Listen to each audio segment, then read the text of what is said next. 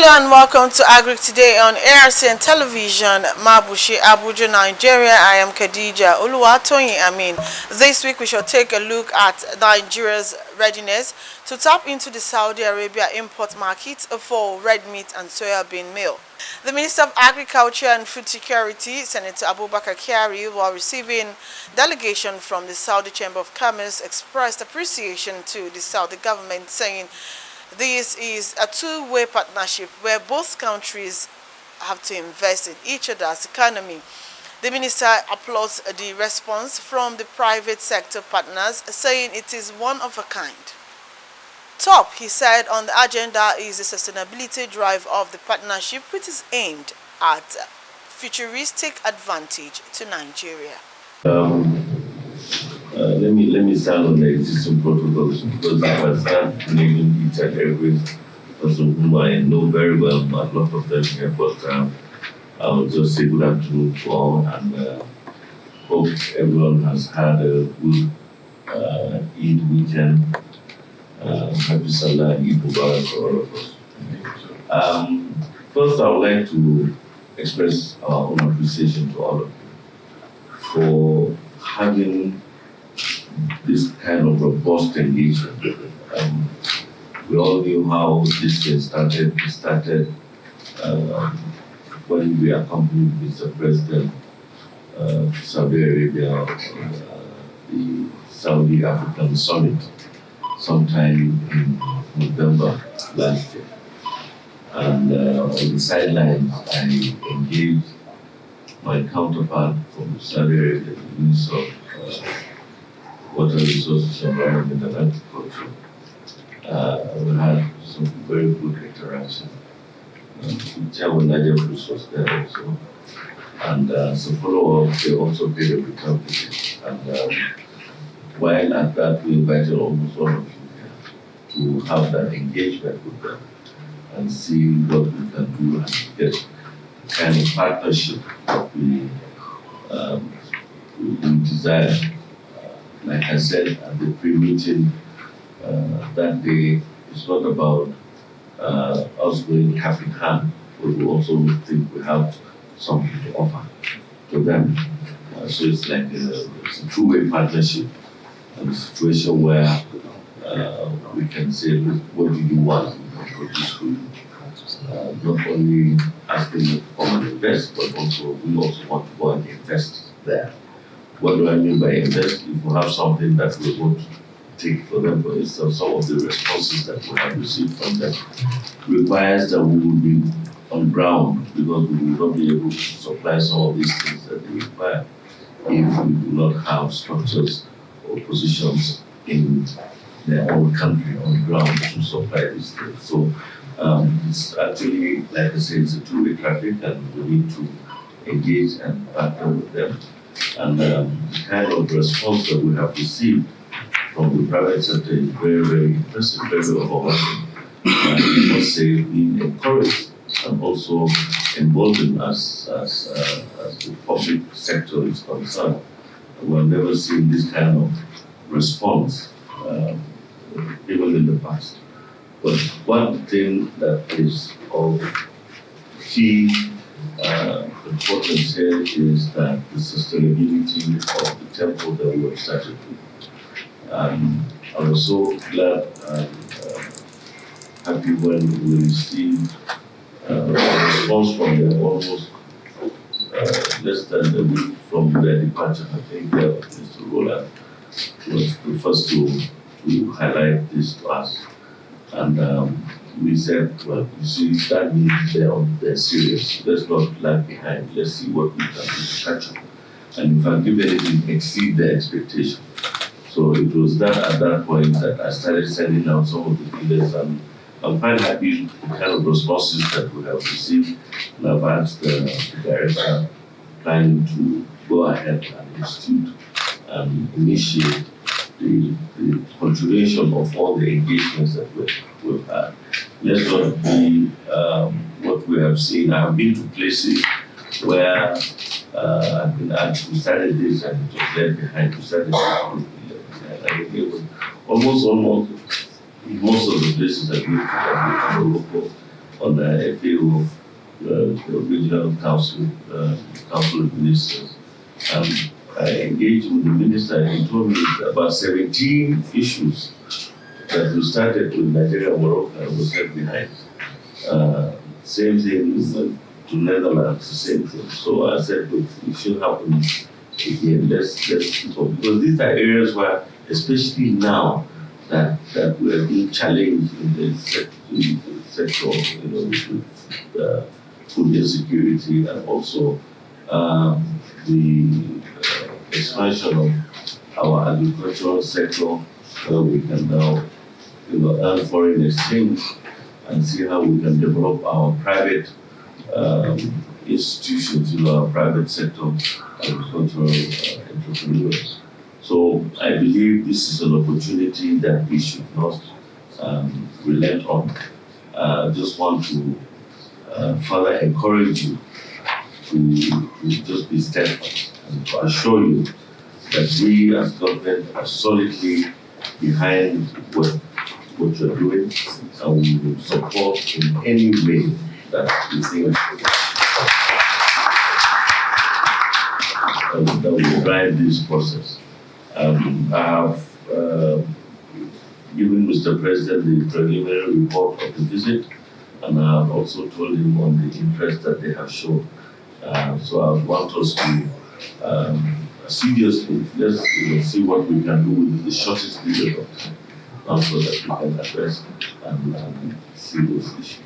We are here, our doors are open, and like I said, we do whatever it is that it takes for us as a government to make sure that we succeed in this sector, and also other opportunities that may also arise. This should be an opening for other areas for us to engage, not only on the Saudi front, but the Middle East and other countries in Asia, South America, and the West. So I believe we can do so much more. One area that I would want us to also stress here is the issue of standardization. I think I've mentioned that to the minister. Yes, I know we may have some challenges in issues of standards, for instance, even certification. Some of the issues that we have had. Incidentally, for me, my last bill in the Senate was that is a food safety and quality assurance agency establishment bill. And I see recently, even Agric has set up one in Ogun, and they're in the process of setting up one in Ogun as well. In Ogun as well. So I think we would now have to be our own. We would have to police our own standards ourselves, and let's put an end to some of the stories that we find in the newspapers about rejection of produce and things like that, and how we can see. I know we have challenges in exports and things like that, because sometimes we have, of course, the red tape at the ports and also even infrastructure that is to take care of agricultural exports. Well, these and other things are those areas that I want us to sit down and discuss and see how we can streamline and make it easier for all of you to have a seamless and smooth processes, so that we not have all the red tapes and all the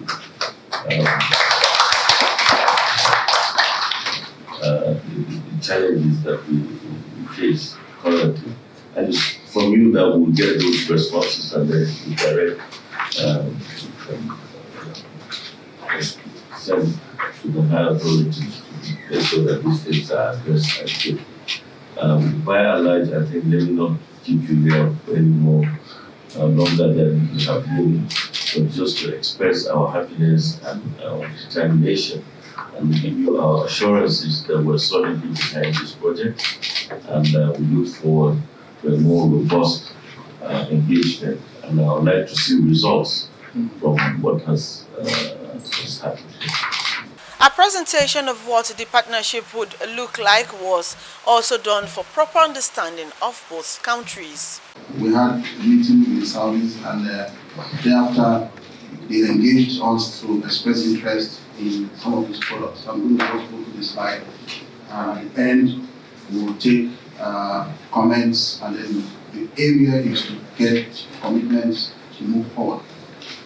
The objective really is to look at what has been put together. Like the director said, we had a meeting 2 weeks ago with the technical directors of the ministry to look at how we can respond. We're also looking at how we can get commitments to actualize the response. And then there are some thoughts about the setting up partnerships, further partnership and ready partnership to coordinate this whole process. Made in Nigeria for export, which CBI is promoting, we're going to talk about it. We'll talk about the study requirements, the quality requirements, and the strategy to achieve those targets. And then how can the strategy be achieved?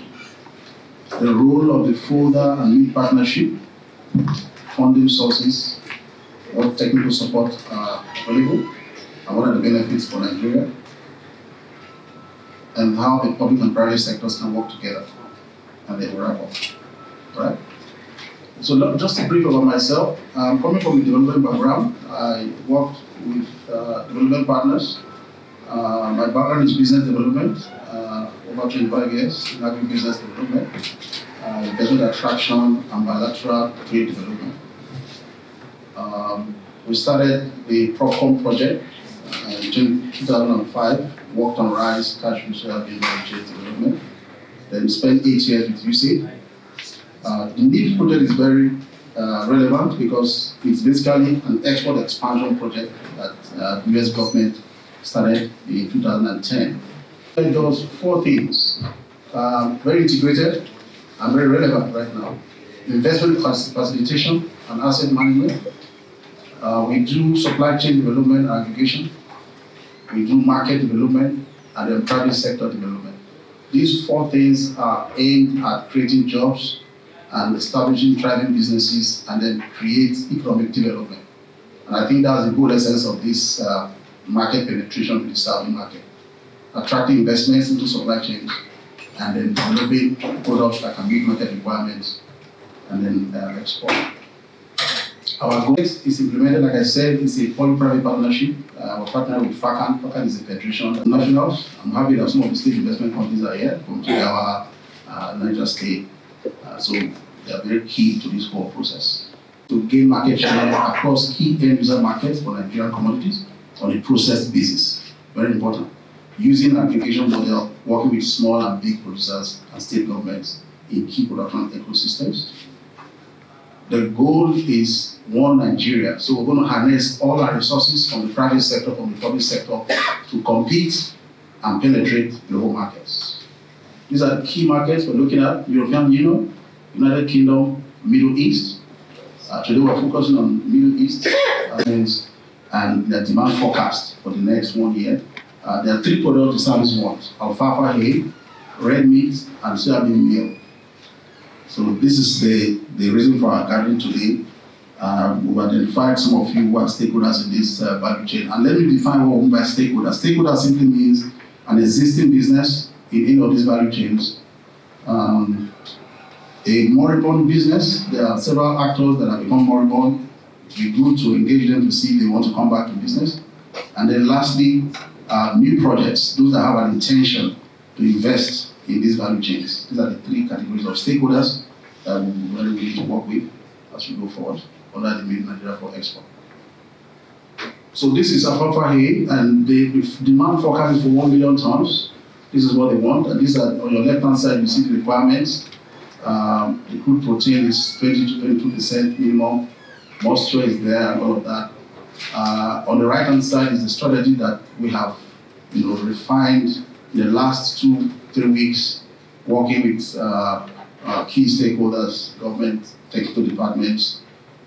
We think that if we target a 14% initial penetration, that that gives us 140,000 metric tons by the cost proposal for multiplication trials has been put together, and we're engaging with funding partners.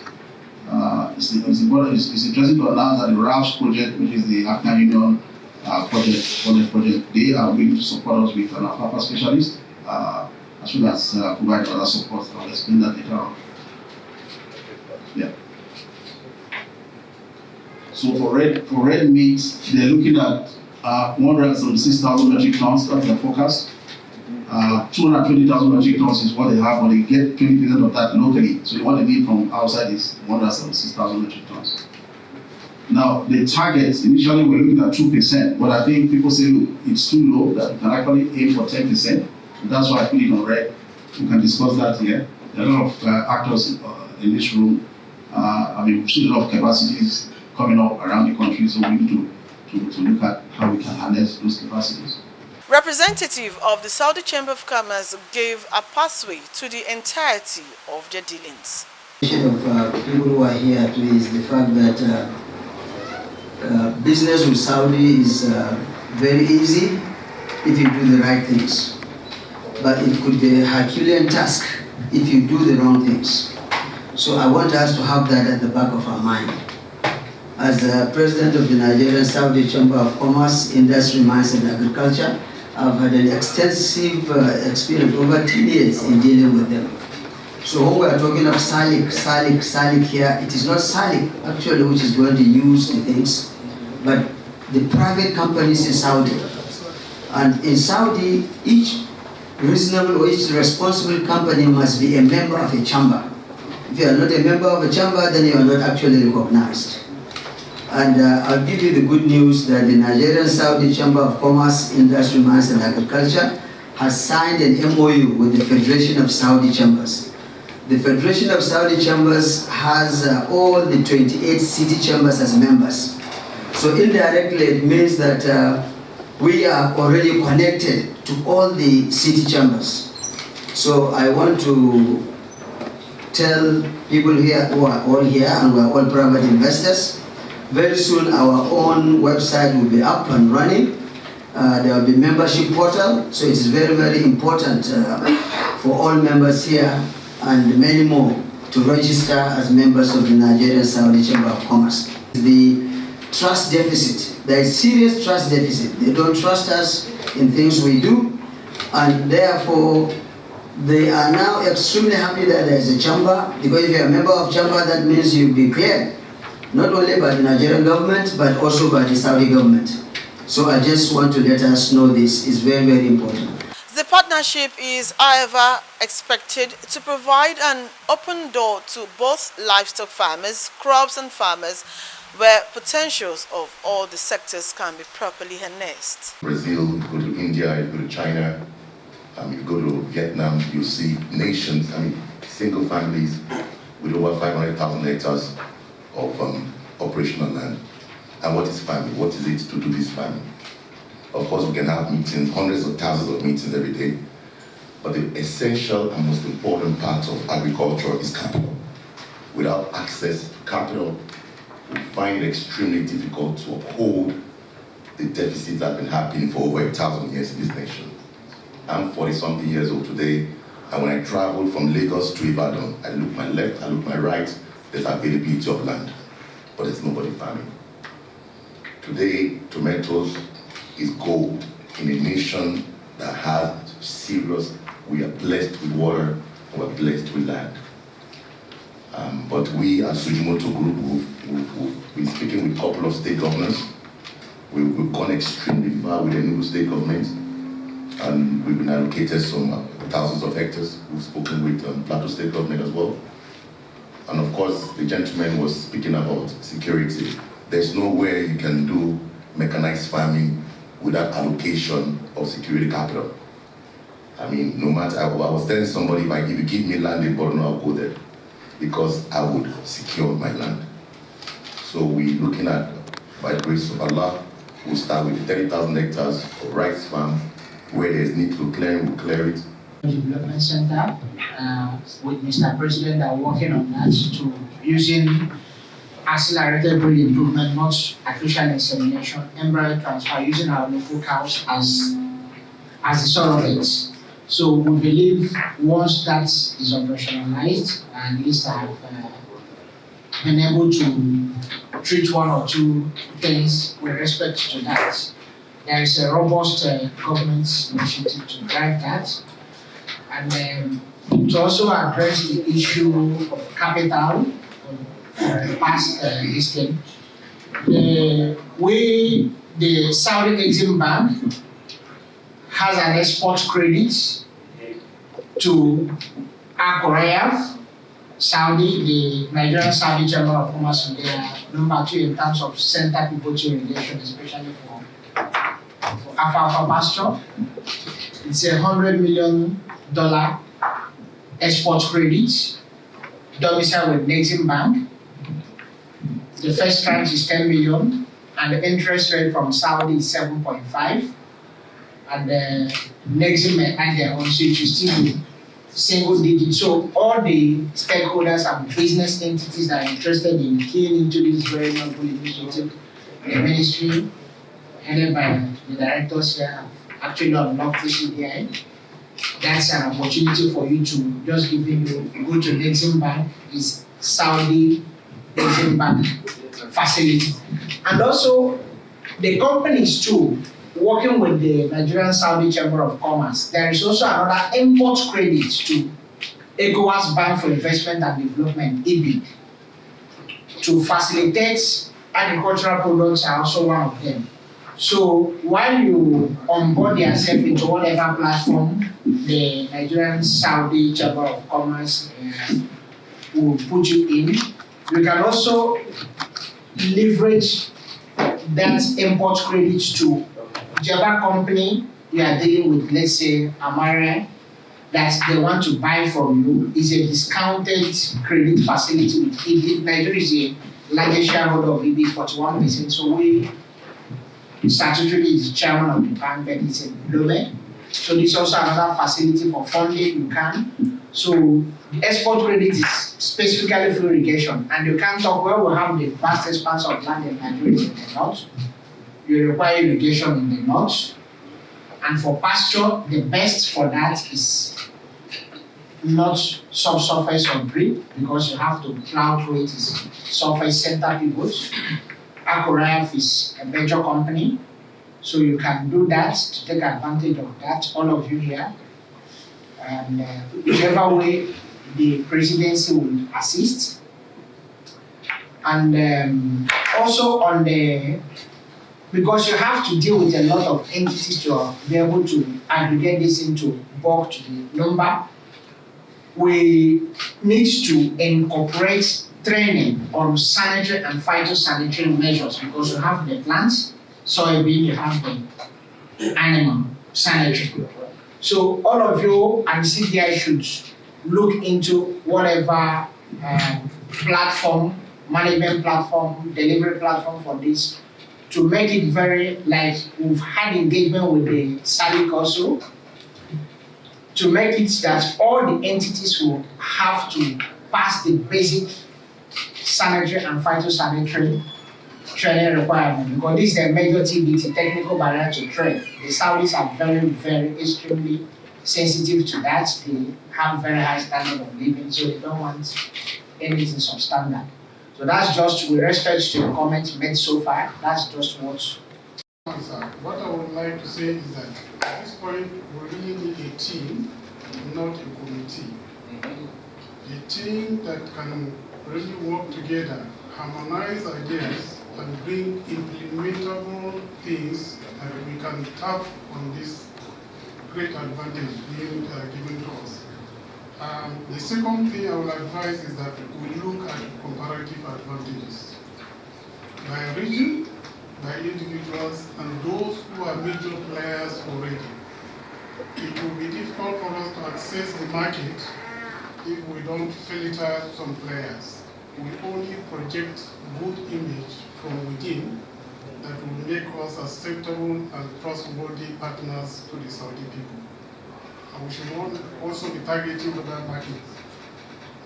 Secondly, there was a mention of SPS measure by this gentleman here is simply good agricultural and responsive agricultural practices.